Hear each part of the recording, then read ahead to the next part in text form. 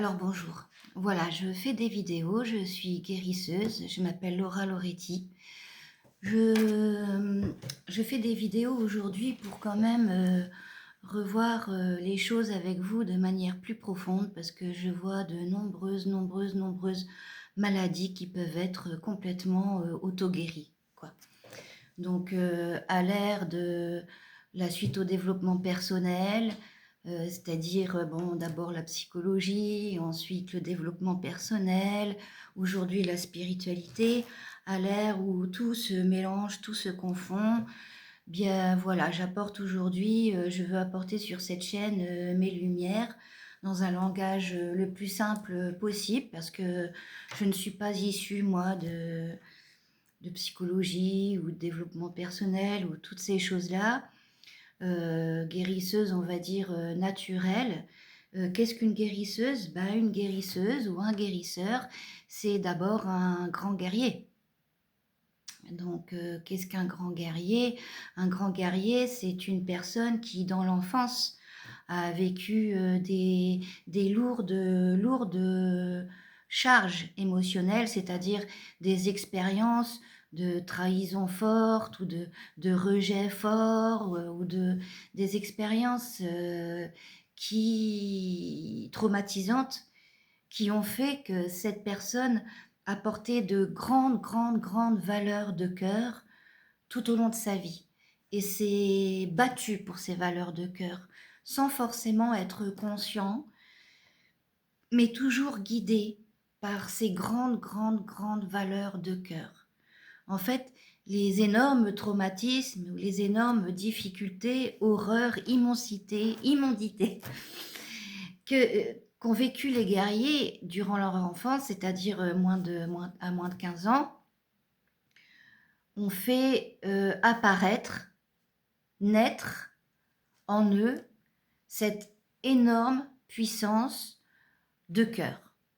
Alors sous plusieurs angles, hein, comme le cœur est un soleil, il y a plusieurs rayons pour le faire naître, sous plusieurs angles. Mais c'est dans les moins de 15 ans que le guerrier, en fait, prend sa naissance et il prend sa naissance dans des très grosses difficultés d'enfant. Et qu'en tant qu'enfant, dans l'inconscient total, il va développer des choses, il va développer un monde intérieur, il va développer des valeurs, il va bien souvent développer une solitude profonde, il va développer d'énormes capacités, on va dire, sociales, parce qu'en fait, les grosses blessures intérieures vont faire que quelque part, il va se retirer du monde. Donc, moins de 15 ans, c'est quelqu'un qui se retire du monde d'une façon qui va développer une solitude, en fait, qui va développer dans la solitude une richesse intérieure forte. De 15 ans à 25 ans, c'est quelqu'un qui fait du sport. Inconsciemment, le guerrier fait du sport dans le sens où il prépare son corps, parce qu'il a besoin que son corps, inconsciemment, il sait que son corps a besoin d'être fort pour porter. Ça, c'est ce qui se passe vraiment inconsciemment. De 15 à 25 ans, le guerrier fait du sport. Et des sports forts, des sports puissants, des sports de combat. Des sports en tête à tête, de un contre un, ou de plusieurs contre plusieurs, même si c'est un sport d'équipe. De toute façon, dans le sport, on apprend beaucoup la concurrence. Voilà, on apprend beaucoup euh, voilà, la concurrence, la différence, comment se construire sur la concurrence, comment gagner, les étapes d'entraînement pour réussir. On apprend à ne rien lâcher. Enfin, je ne vais pas vous faire tout le panel de ce qu'on peut apprendre dans le sport, d'accord?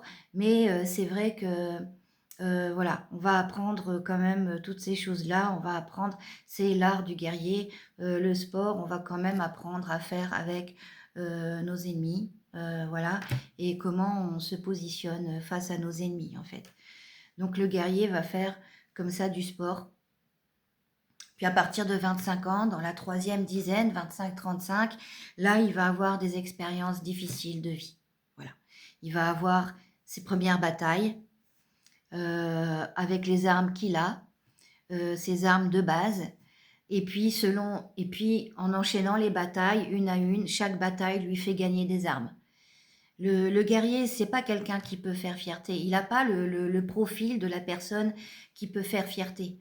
Parce que lui, qui gagne ou qui perde, bah, il y a toujours un apprentissage lourd et puissant, et qui gagne ou qui perde, bah, il récupère toujours des armes. Un peu comme un jeu vidéo, quoi qu'on fasse, on récupère des armes. Et bien là, c'est un peu la même chose en fait. À partir de 35 ans, c'est autre chose. Il passe à autre chose, c'est l'heure des choix. Il a suffisamment d'entraînement, suffisamment d'expérience pour faire des grands choix.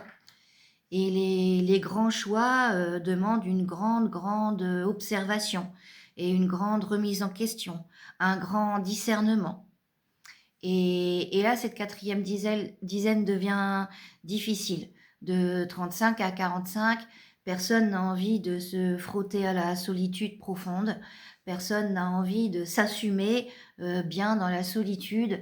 C'est de 35 à 45, c'est une dizaine difficile où on est tous un peu comme des Don Quichotte à courir après des moulins à vent, quoi. On est tous en train de courir, on est tous en train de pratiquer l'espoir. Voilà, et la croyance en soi, bien sûr. Mais bon, c'est une période difficile pour le guerrier. Et puis là, en général, c'est à cette période-là où les grands guerriers vont perdre beaucoup. C'est-à-dire se dématérialiser, vont perdre au niveau émotionnel, vont perdre de l'entourage important, vont perdre du matériel important, vont perdre beaucoup. Euh, où ils perdent par choix de perdre pour une reprise de liberté, pour une reprise d'autonomie sur sa propre vie, une reprise d'indépendance, ou alors ils perdent tout sans y porter vraiment attention, mais ils perdent les choses une par une, et à chaque fois qu'ils veulent récupérer, ben non, ils perdent encore en fait, jusqu'à ce qu'ils comprennent le principe que là tu perds, mais t'es pas là pour récupérer très vite. C'est pas ça le truc. Donc, il y a une prise d'identité entre 35 et 45, une prise d'identité, on va dire, supérieure, une prise d'identité élevée qui se fait à cet âge-là. Donc, voilà, quand on ne prend pas cette prise d'identité, c'est là où on va... D'abord, il y avait un terrain à l'intérieur du corps, mais on va à ce moment-là développer des maladies. Je parlerai de tout ça dans les précisions, hein, dans mes vidéos. Aujourd'hui, c'est une vidéo de présentation où j'explique ce que c'est qu'un guérisseur. Un guérisseur, c'est quelqu'un qui connaît le corps et les corps, parce qu'il a appris tout au cours de sa vie à soigner ses blessures, et il a réussi à le faire. Il a survécu à des batailles, il a survécu à de nombreuses choses, est toujours en survie. Le guérisseur est quelqu'un qui connaît la survie. C'est-à-dire, on n'est pas mort, on est encore en vie, mais là, il faut guérir, sinon ça ne va pas pouvoir continuer comme ça. Voilà ce que c'est qu'un guérisseur. Et un guérisseur peut l'être vraiment, prendre son identité, quand il a compris cela. Et tant que le guerrier n'a pas compris cela, il ne peut pas être guérisseur. Donc, un guérisseur, c'est pas quelqu'un qui va donner des soins. Un guérisseur, c'est quelqu'un qui va guérir. C'est-à-dire que c'est quelqu'un qui va voir là où tu as mal, là où toi tu ne vois pas. Parce que on va le comprendre dans les vidéos, mais on va comprendre que la douleur fabrique un terrain, d'accord? La douleur fabrique un terrain, d'accord? Les vibrations fabriquent une fluctuation, on va dire, cellulaire dans le corps anormal, d'accord? Et que terrain plus mouvement, plus flux, fabrique maladie. Donc, qui sont les guérisseurs? Les guérisseurs sont forcément des gens qui ont déjà guéri, d'une part. Des gens qui ont déjà guéri, c'est-à-dire que c'est de base un profil de personne qui peut tomber malade, qui peut avoir des blessures, mais qui n'a pas le profil à rester malade. Voyez? C'est ce qu'on appelle des miracles. C'est ce que certaines personnes vont appeler des miracles, des guérisons miraculeuses. C'est parce qu'ils ne sont pas là pour être malades, la maladie, le mal a dit, ils sont pas là pour se faire dicter leurs actes par le mal, d'accord? C'est l'inverse, c'est la lumière qui dicte leurs actes, consciemment ou inconsciemment, et quand ils ont, de toute façon, compris ou pas cette lumière, en fait, ils n'ont pas le profil pour rester malades. Donc, ils guérissent, et ils guérissent de tout. Et c'est quand on guérit de tout qu'on peut être guérisseur. Le guérisseur, il va te montrer là où le mal est. Donc, il va mettre en lumière tout ce que toi, tu ne vois pas. Donc, c'est très désagréable d'avoir affaire à un guérisseur. D'accord? Ce qu'il faut comprendre avec un vrai guérisseur, c'est que c'est désagréable. Tu vas le voir une première fois, tu vas l'insulter. Tu vas le rejeter. Parce que toi, dans ta mentalité, toi, dans ta façon de voir les choses, tu penses d'abord que guérir, c'est prendre des soins. Ben non. Prendre des soins, se soigner, ça se fait, enfin c'est en amont, enfin voilà. Guérir, c'est pas prendre des soins, voilà. Moi, je vais pas guérir d'un cheveu trop fin en pensant que je vais pouvoir épaissir mon cheveu, par exemple. Enfin, l'exemple est nul. Bon, on en prendra d'autres. Guérisseur, c'est une personne qui va te secouer. Qui va te secouer parce que qu'est-ce qui a fait du mal à l'intérieur de toi? Eh bien, le mal, c'est, comme dans Harry Potter, c'est celui qu'on ne voit pas. C'est celui dont on ne prononce pas le nom. On ne prononce pas son nom parce qu'on ne le voit pas. Le mal, il est dans l'invisible. Le mal, il est dans l'occultisme.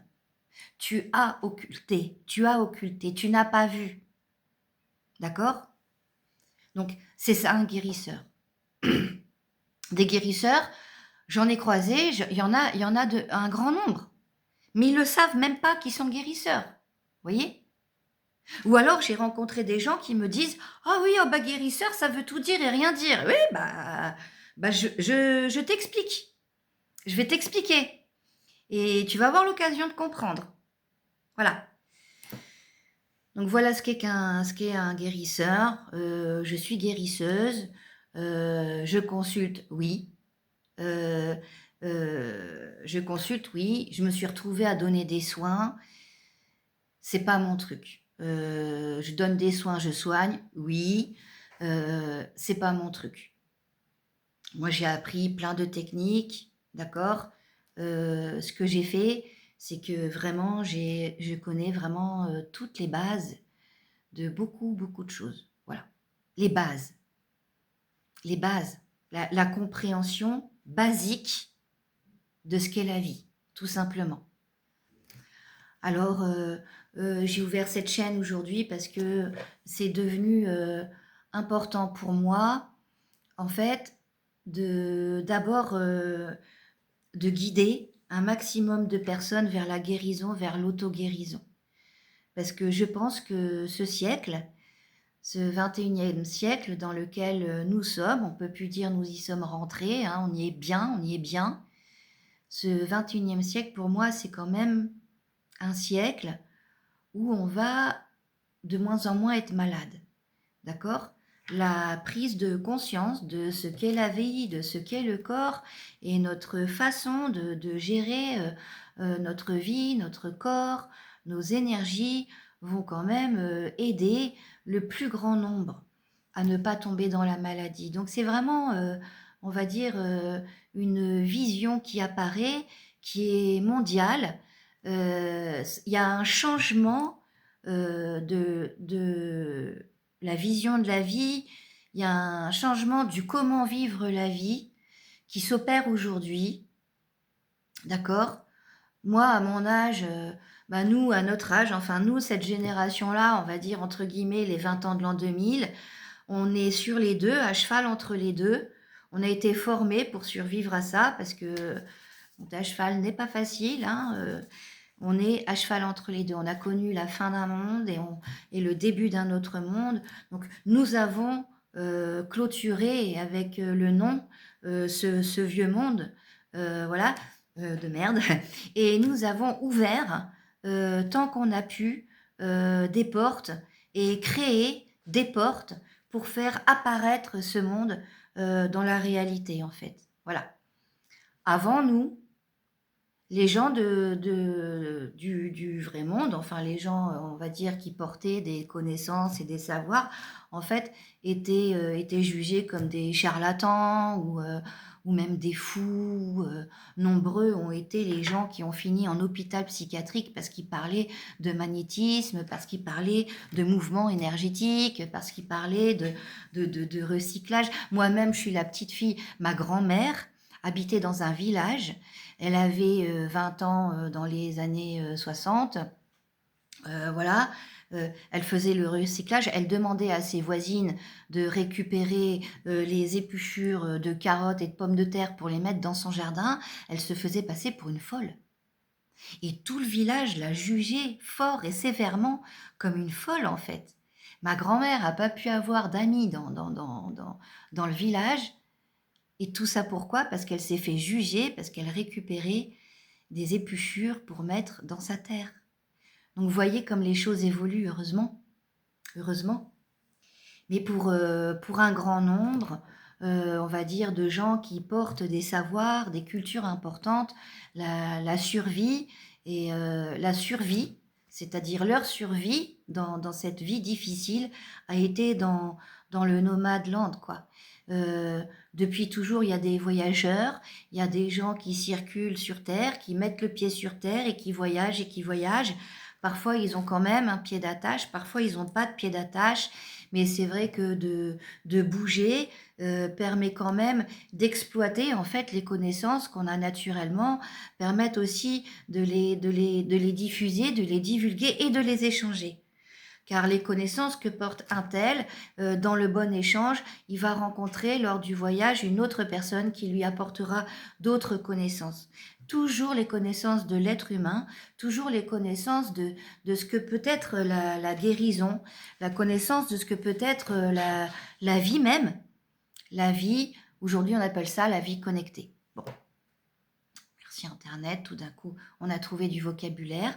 Mais ce développement de vocabulaire du monde de l'invisible n'a pas toujours été. D'accord? Aujourd'hui, c'est les débuts. C'est pour ça qu'on trouve moult choses, énormément de choses sur Internet. Et tout est bon à prendre si vous voulez. D'accord? Mais le tri est à faire pour chacun. Voilà. Le tri est à faire.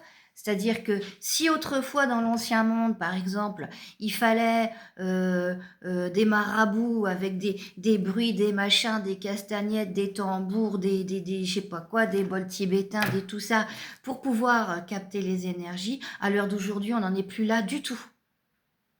On n'en est plus là du tout. C'est le bruit, c'est du bruit. Que ça soit à travers un instrument de musique, le langage, la première vibration que l'on porte tous les animaux, tous les êtres vivants, animaux de terre, c'est le bruit.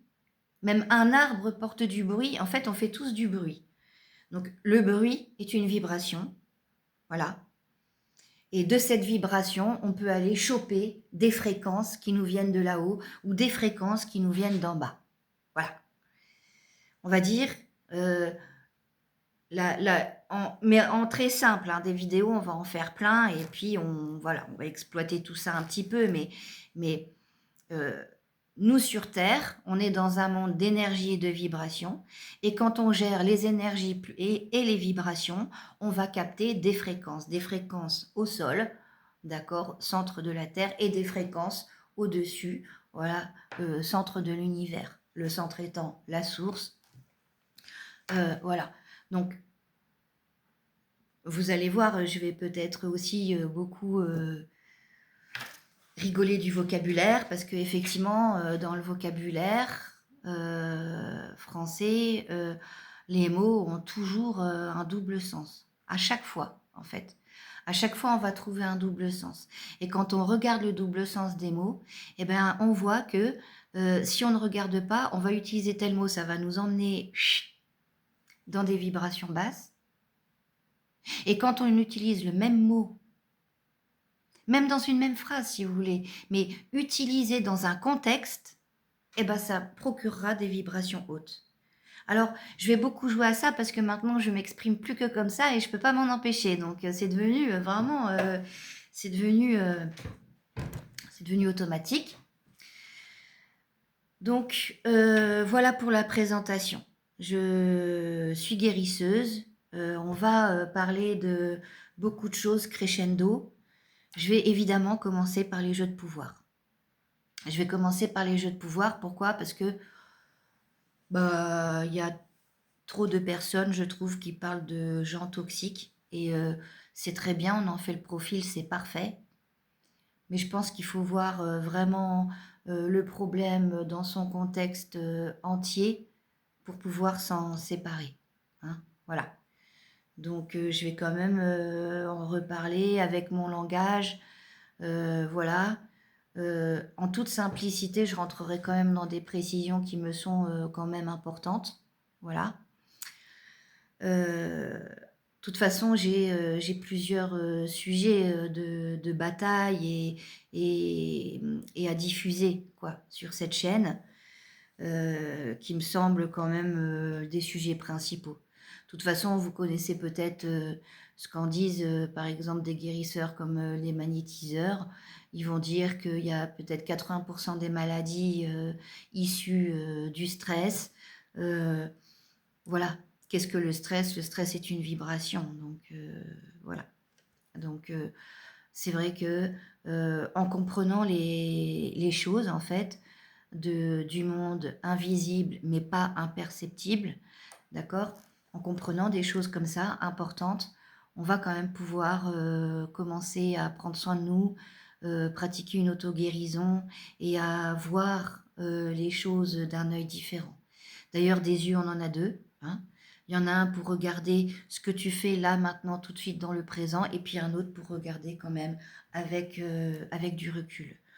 Donc, ça aussi, c'est important d'utiliser toujours la dualité au bon endroit. Guérisseuse, c'est aussi, je vais vous guider pour tout ranger au bon endroit. Hein.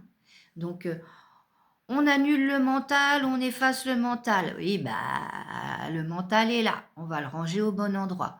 Hein. On a de l'ego, on annule l'ego. Il faut pas avoir d'ego, c'est pas bien d'avoir d'ego. Oui, l'ego fait partie de l'être humain, il est là, on le range au bon endroit. D'accord? Hein? Oh, c'est pas bien la concurrence. Non, faut pas se positionner comme un concurrent avec les gens dans notre vie. Ouais, la concurrence est là, tu es un être humain, tu vas juste apprendre à la ranger au bon endroit. En fait, je vais vous apprendre à tout ranger au bon endroit de la manière la plus simple. Parce que on ne peut pas faire comme si on n'était pas des êtres humains. Voilà. On ne peut pas faire comme si le soleil ne se levait pas tous les matins et ne se couchait pas tous les soirs. On ne peut pas faire comme s'il n'y avait pas de lune la nuit. On ne peut pas faire comme s'il n'y avait pas de jour et de nuit. Non, ce n'est pas possible. On ne peut pas faire comme s'il n'y avait pas de dualité en nous. Non, ce n'est pas possible.